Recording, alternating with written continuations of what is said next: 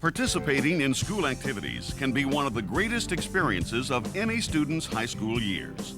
However, the fun can be cut short if participants and parents fail to play it safe and play by the rules of the game.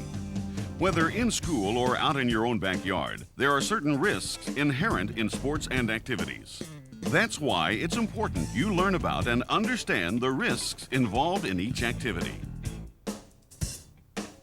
A preseason meeting with the athletic director, sports medicine personnel, and coaches provides you a valuable opportunity to discuss these risks and learn about the steps being taken by the school to enhance the safety of the participants. However, we also want you to know that on very rare occasions, it is possible that an athlete could suffer partial or complete impairment in the use of limbs. There's even the possibility of brain damage, paralysis, or death. These kinds of injuries happen to a very small percentage of boys and girls who participate, but they are real. How can we lessen the risk of serious or even catastrophic injuries to our student athletes? First, our students must be aware of the rules of the activity in which they will participate. They must abide by those rules at all times. You should know that in football, tackling with the head is illegal because it's dangerous and could cause serious injury. A player who tackles with the head down could break his neck, which could result in paralysis or possibly death. Secondly, students should not attempt to perform any technique or maneuver until they are properly prepared. Athletes must stay within a comfort zone, practicing the technique over and over under the supervision of the coach before attempting to do it in competition. During this meeting, you will probably receive a permission form. Your signature on this form acknowledges you're aware of the risks involved in the activity. If there's anything on it you don't understand, be sure to ask before you sign it. Yes. Since John's father isn't with me today, is it necessary for me to take the forms home and have him add his signature before my son can participate? No, we only need the signature of one parent and the athlete. However, take everything you receive tonight home and share it with John's father.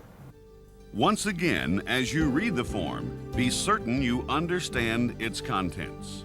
Since minors are not legally allowed to bind themselves to agreements, this form must be signed by a parent or legal guardian.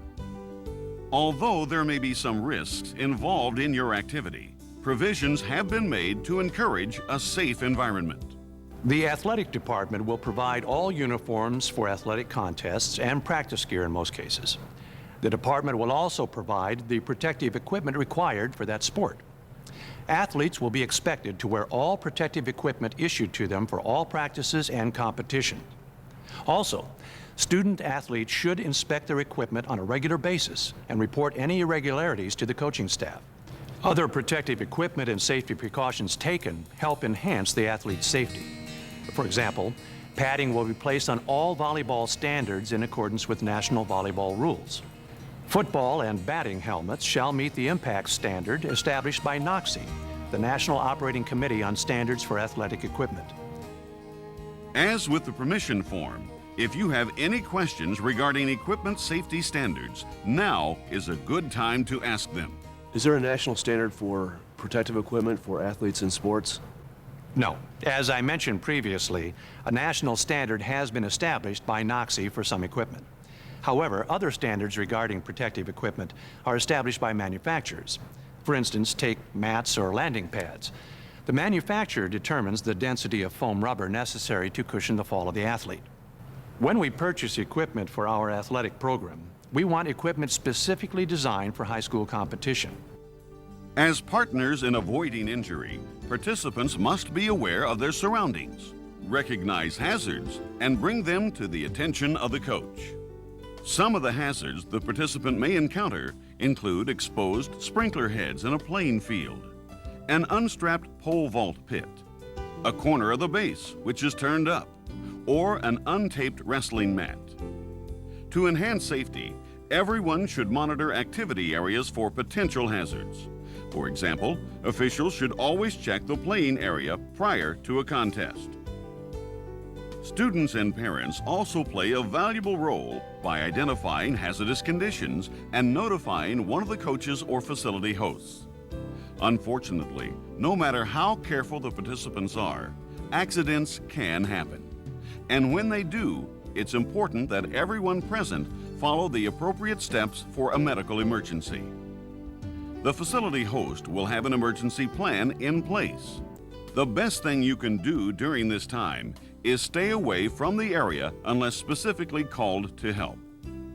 One of the ways you can help avoid injury is by making certain your child is in top physical health and understands the playing rules.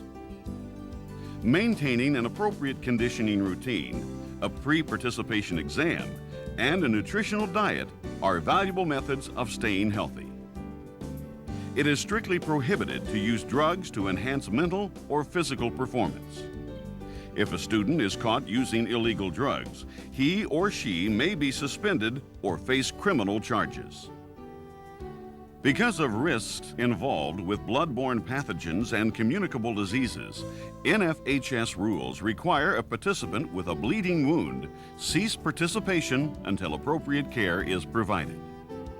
If a participant is injured, it is the students, coaches, and parents' responsibility to acknowledge the injury and take appropriate actions.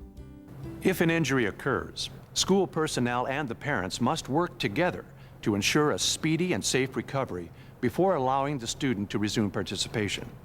In all cases, parents have the authority to withhold the athlete from participation if they feel he or she is not ready to return.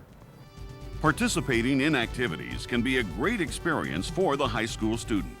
However, this experience can be tainted if fans and participants don't promote citizenship and respect at all times. To help maintain the integrity of the activity and set the tone for proper conduct, it is essential that fans and participants conduct themselves appropriately and with the highest level of sportsmanship. One of the last things I want to discuss is our role as students and as parents in hosting events.